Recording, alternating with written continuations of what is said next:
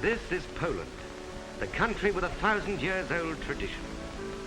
And these buildings and monuments in which that tradition is crystallized are in Warsaw, capital of Poland during the last 300 years, and center of resistance against foreign invasions for centuries before that.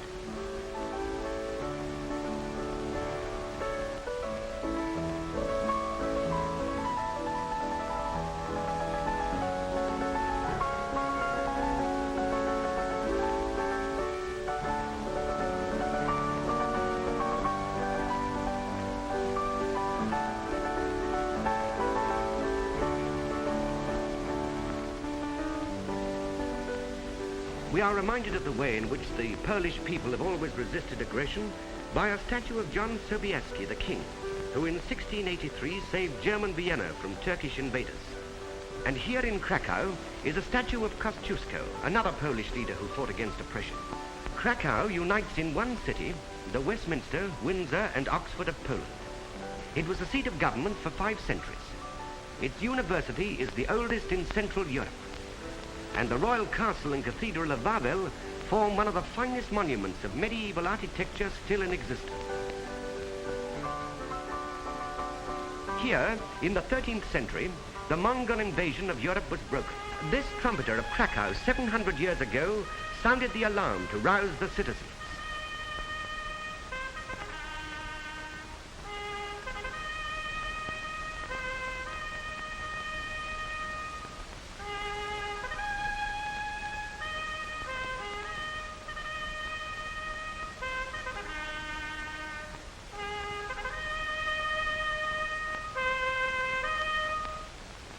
An arrow shot by a Tartar archer pierced the throat of the trumpeter, and that is why the note breaks without completing the tune. In commemoration of this occasion, the people of Krakow to this very day celebrate it with a mock Mongol on a hobby horse.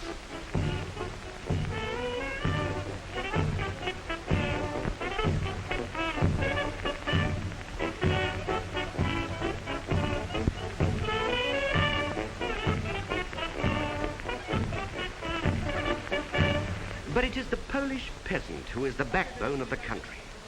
Here in the highlands in the Tatra Mountains, the peasants have retained most of their picturesque, traditional customs.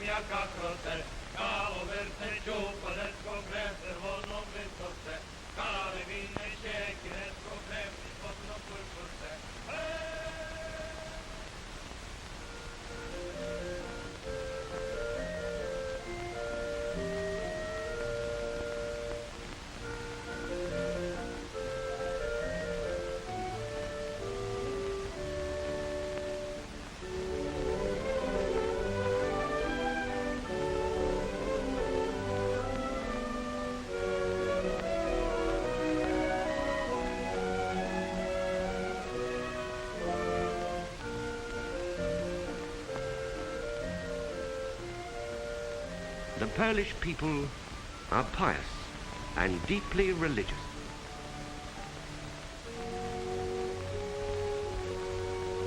Pąckim prelatem ukrzyżową umarł. Pogrzebą wstąpił do piekieł, trzeciego dnia zmartwychwstał, wstąpił na niebiosa, siedzi na prawicy u Boga Ojca Wszechmogącego, stamtąd przyjdzie sądzić żywych umarłych. Wierzę w Ducha Świętego, święty Kościół, powszechny, świętego obcowanie, grzechów odpuszczenie, ciała zmartwychwstania, żywot wieczny. Amen.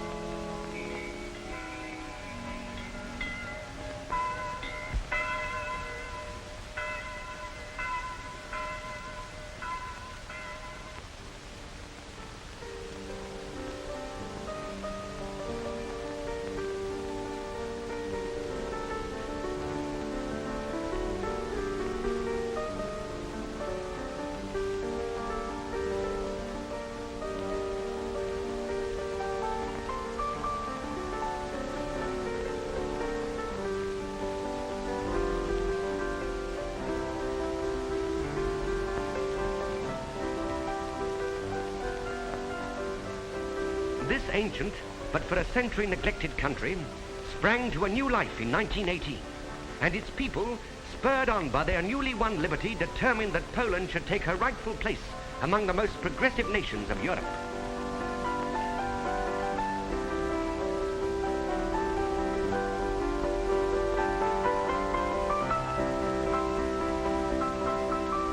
They built their great seaport of Gdynia, which was transformed in a few years from a poor fishing village into the most flourishing harbor in the Baltic.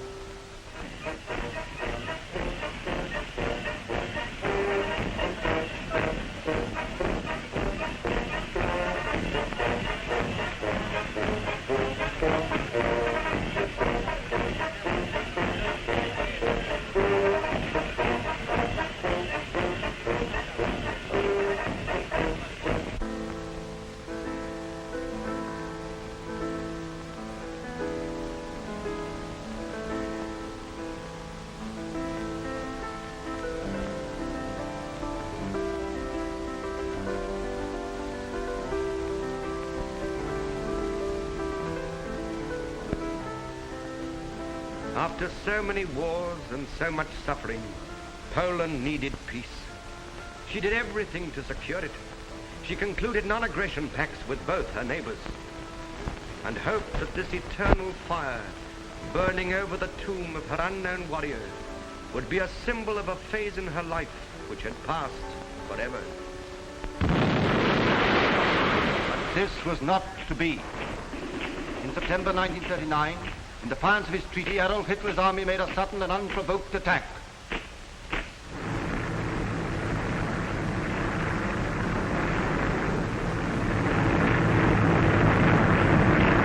Bombers rained death from the sky.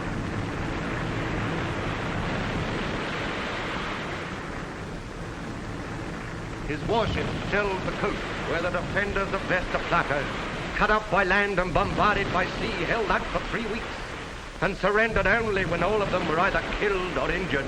Mechanized troops advanced across the frontier from the south, west, and north. We met by desperate resistance of the only partially mobilized army.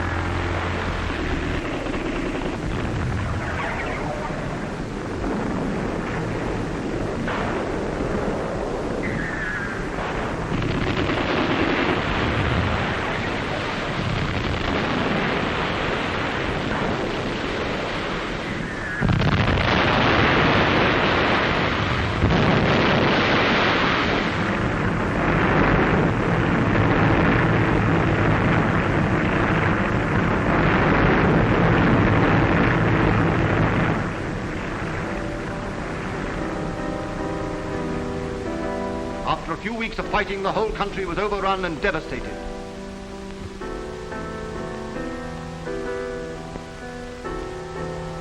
But one city, Warsaw, still held out.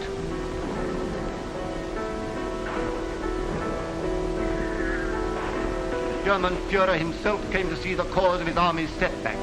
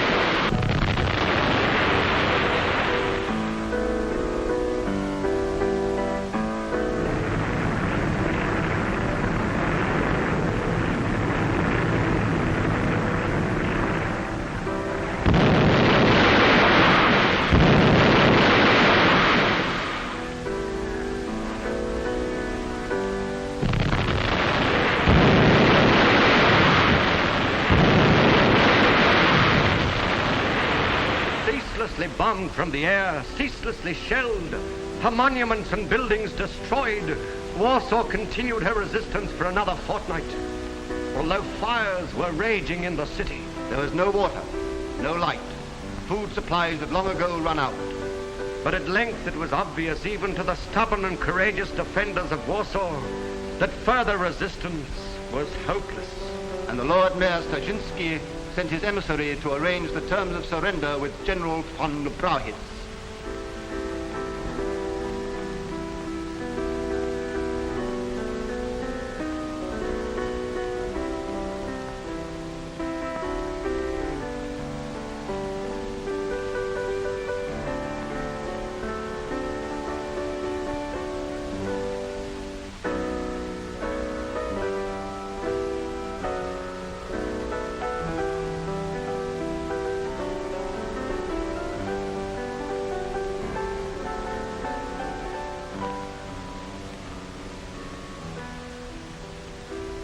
So the Germans finally entered Warsaw.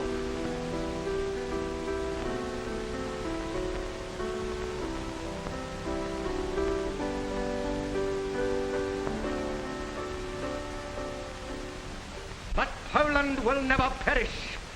Poland will live forever, great and glorious, for you, for us, and for the whole of humanity. Thus spoke the great veteran Paderewski when the Polish patriots in France made their decision to continue the struggle. Nie zginie Polska, nie zginie, lecz żyć będzie po wieki wieków w potędze i chwale dla was, dla nas i dla całej ludzkości.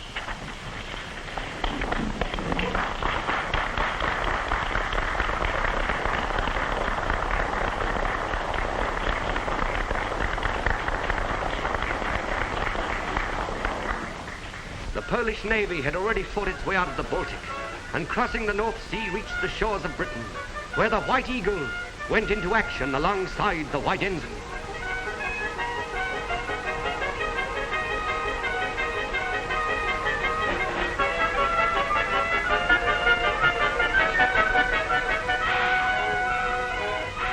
The epic story of the submarine Orgel has become an imperishable part of the history of this war.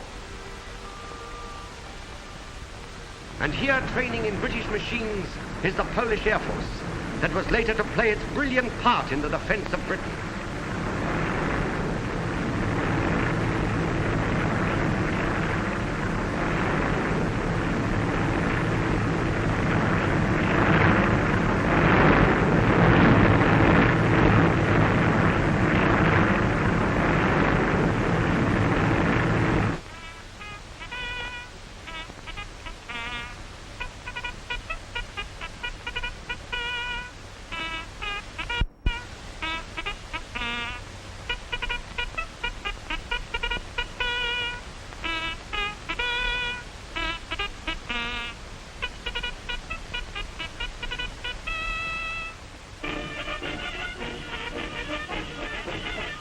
While the land forces, all seasoned veterans of the campaigns in Poland, Norway and France, had rallied on British soil and were reforming their ranks for the time when a great crusade will set out from the shores of Britain to reconquer freedom for Europe.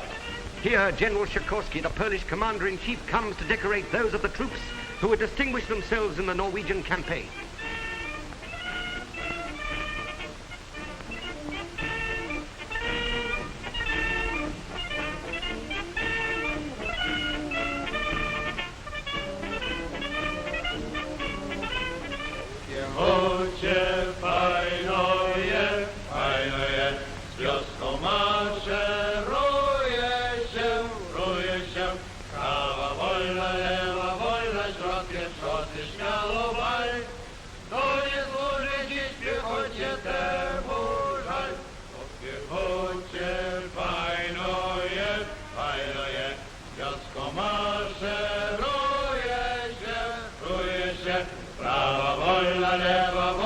Środkiem szosy śmiało wal, kto nie służył dziś w piechocie, temu żal.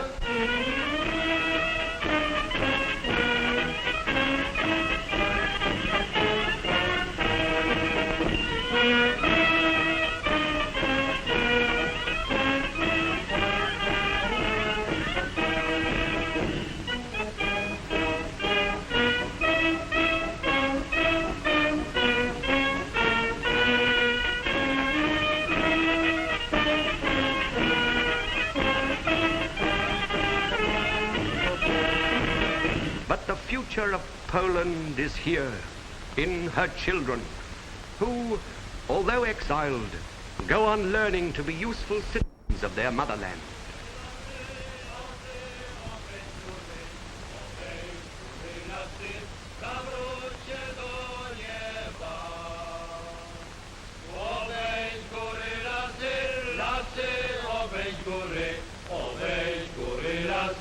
Zawróćcie do nieba.